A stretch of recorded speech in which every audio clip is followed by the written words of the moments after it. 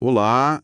Hoje a gente mergulha num universo, olha, fascinante mesmo, e que está aqui, bem pertinho da gente, muitas vezes sem a gente nem notar. Vamos falar das abelhas nativas sem ferrão, as ANFFs. São verdadeiras joias da nossa biodiversidade aqui no Brasil. E para nossa conversa, a gente está se baseando em trechos do trabalho do Telbin Alves, Abelhas Nativas, Biodiversidade, Saúde e Sustentabilidade. O nosso papo aqui é tentar entender por que essas criaturinhas são tão importantes, quase como umas guardiãs invisíveis do planeta, sabe? E o que a pesquisa do Alves mostra sobre o impacto delas em tantas áreas. Vamos desvendar isso juntos? Isso mesmo. E é super importante, né, a gente entender que essa conversa vai bem além do mel, que todo mundo conhece. O foco aqui é sacar o papel ecológico delas, que é complexo, os benefícios para a saúde, que são surpreendentes até, o potencial econômico, que pode ser sustentável, e até o impacto social dessas espécies. Muitas delas, como o texto do Alves aponta, né, o pessoal nem conhece direito, apesar de serem, nossa, importantíssimas. Legal.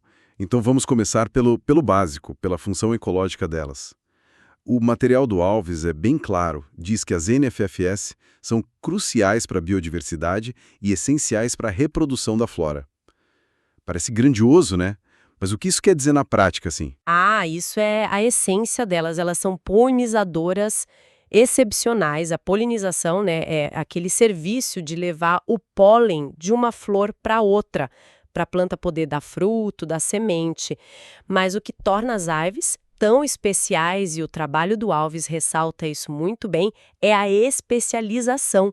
Tem muita planta nativa, nossa, brasileira mesmo, que depende, olha, especificamente dessas abelhas para se reproduzir. Especialização diferente daquela abelha mais comum que a gente vê por aí, a africanizada, por exemplo. Exatamente. A Apis mellifera, essa africanizada, ela é ótima, super eficiente, mas ela poliniza meio que de todo um pouco, né? Generalista. Agora, o fascinante aqui, como a fonte indica, é que certas plantas nativas desenvolveram umas coisas, tipo umas estruturas na flor, ou precisam de uma vibração específica para soltar o pólen, é a tal da polinização por vibração, né, o buzz pollination, e são coisas que só as ANFs conseguem fazer direito. Sem elas, essas plantas, bom, ou não se reproduzem, ou fica muito difícil para elas. Essa relação próxima, sabe, aqui sustenta a diversidade nos nossos biomas, seja na Caatinga, seja na Amazônia, garante não só a planta, mas todos os bichos que dependem dela, e o material do Alves também fala do papel delas na recuperação de florestas. Em área degradada, se tem ANF, a vegetação nativa volta mais rápido.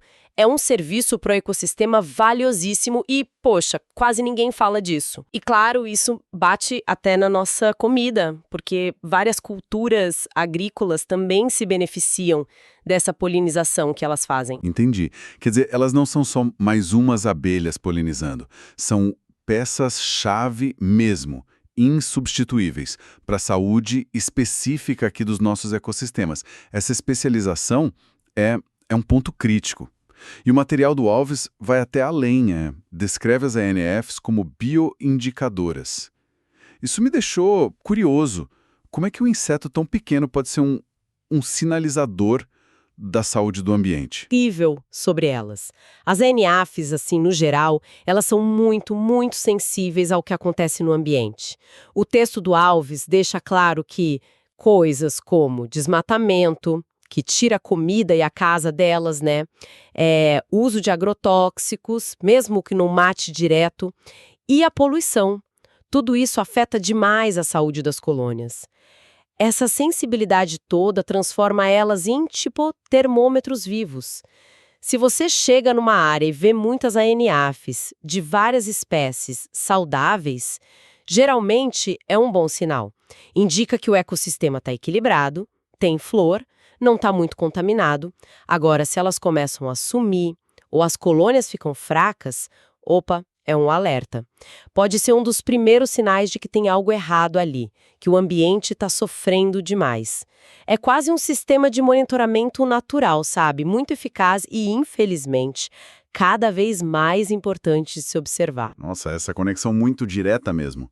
A saúde delas é o espelho da saúde do lugar. Faz a gente pensar, né? O que a presença ou a falta delas está dizendo sobre os lugares por onde a gente anda.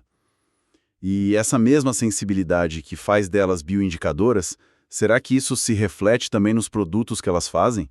O texto do Alves fala dos benefícios diretos para nós, humanos. Menciona o mel, o própolis e não só como comida, mas com propriedades medicinais. Precisamente. É uma conexão bem pertinente, sim. O mel das diferentes espécies de anianfes é, nossa, muito diferente do mel da apis, da abelha comum. Geralmente ele é mais líquido, mais ácido, tem menos açúcar e o sabor é muito complexo. Mas o ponto-chave que o Alves destaca é que ele é tradicionalmente apreciado por suas propriedades medicinais. Culturas indígenas, comunidades locais usam esses méis há séculos para tratar tosse, problema de vista, para cicatrizar ferida, um monte de coisa. E a ciência moderna está começando a validar muito disso, encontrando compostos únicos nesses méis. E o mesmo vale para o própolis. O material ressalta as propriedades antibióticas e antioxidantes. Como as anianfes pegam resina de um monte de planta nativa diferente, a composição do própolis varia demais de uma espécie para outra, de uma região para outra. Isso cria um leque de possibilidades terapêuticas que a gente mal começou a explorar. O texto cita uso em pomada, spray, extrato. Se a gente junta tudo isso, percebe que conservar essas abelhas e as matas onde elas vivem é também preservar uma farmácia natural com um potencial gigantesco para a nossa saúde, né? Isso é fascinante mesmo. Quer dizer, proteger a biodiversidade pode trazer solução direta para a nossa saúde. E essa ideia de benefício mútuo me leva para outro ponto que o material do Alves traz, a meliponicultura. A criação dessas abelhas. Como é que essa prática se encaixa nisso tudo? Na conservação, no uso sustentável? Então, a meliponicultura, que é essa criação organizada, né, das NFFs, é um exemplo muito legal de como a gente pode juntar o interesse humano com a conservação. Diferente da apicultura comum, com a apis, a meliponicultura foca só nessas nossas espécies nativas, que são dóceis.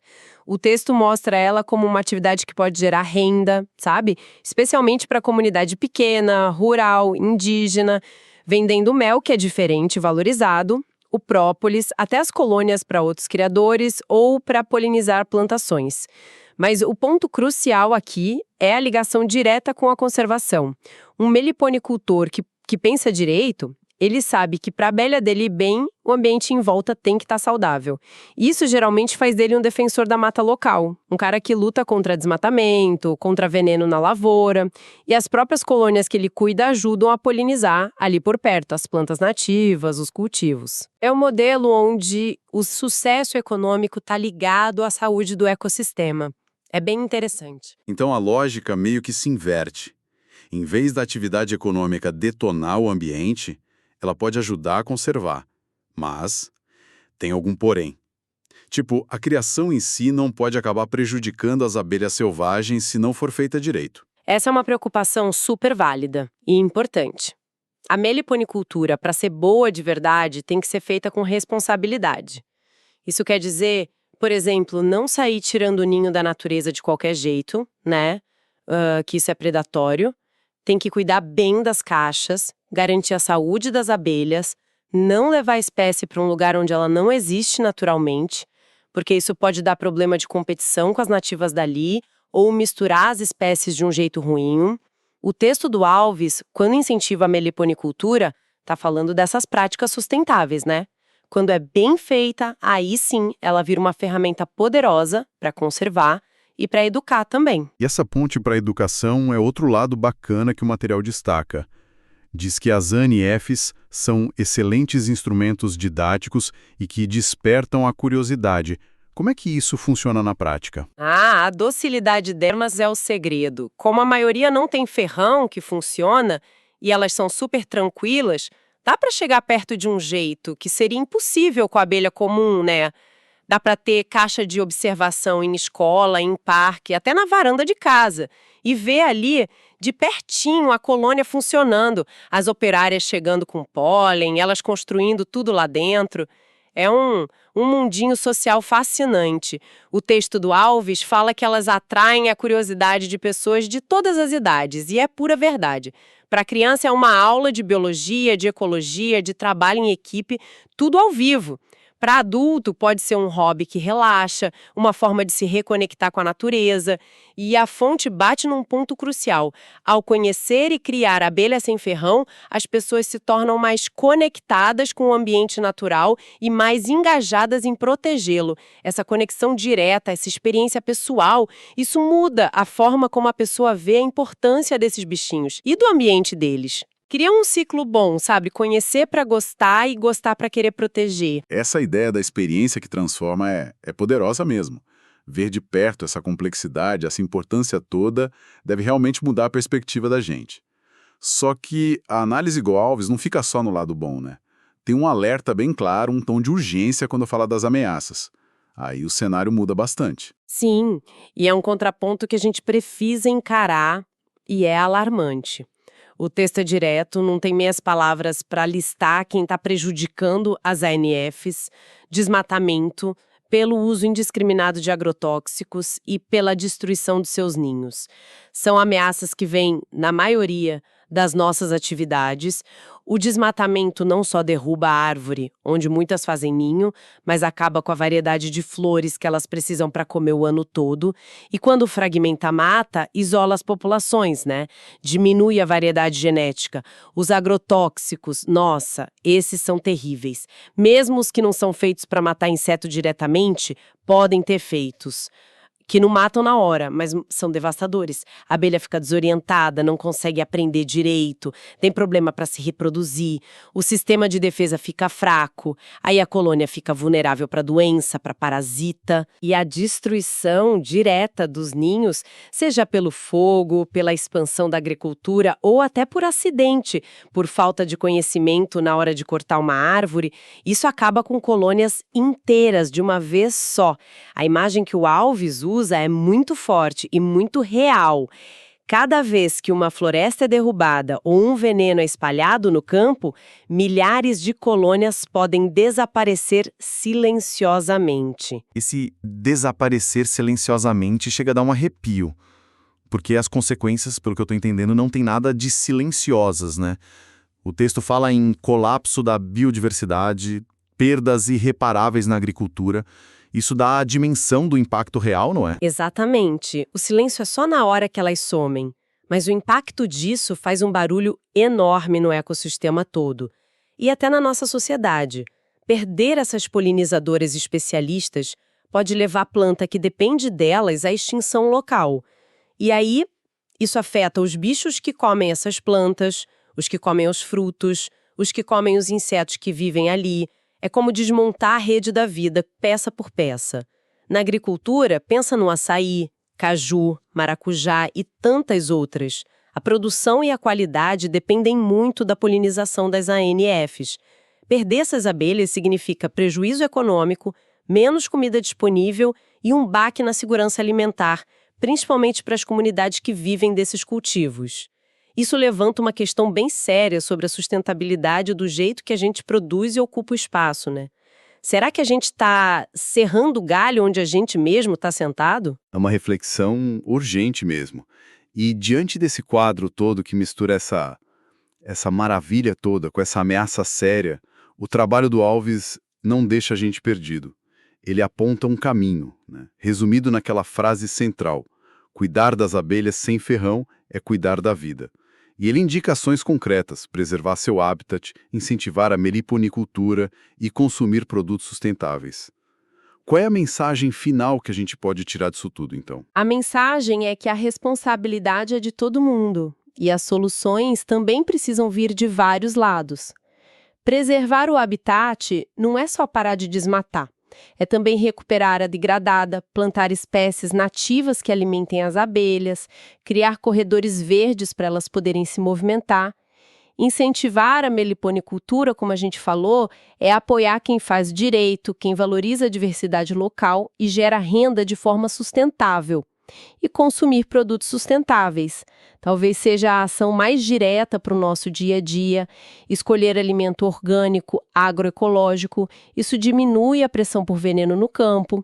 Procurar e valorizar os produtos da meliponicultura, o mel, o própolis, o pólen, não só faz bem para a gente, mas ajuda quem está lá na ponta, cuidando das abelhas e da natureza. A conexão final que o texto faz é linda e real. Sem elas, as abelhas, não há flores, não há frutos, não há vida. É um jeito poético, mas cientificamente correto de lembrar que está tudo ligado. A missão delas para manter o equilíbrio natural é gigante e a gente está só começando a entender o tamanho disso. Que viagem por esse universo das ANFs, hein? Com base nesses trechos do Telbin Alves, a gente viu como elas são cruciais para polinizar a nossa flora de um jeito específico, como elas são verdadeiras sentinelas da saúde do ambiente, a riqueza dos produtos delas para a nossa saúde, o potencial da meliponicultura como atividade sustentável e esse papel incrível na educação ambiental.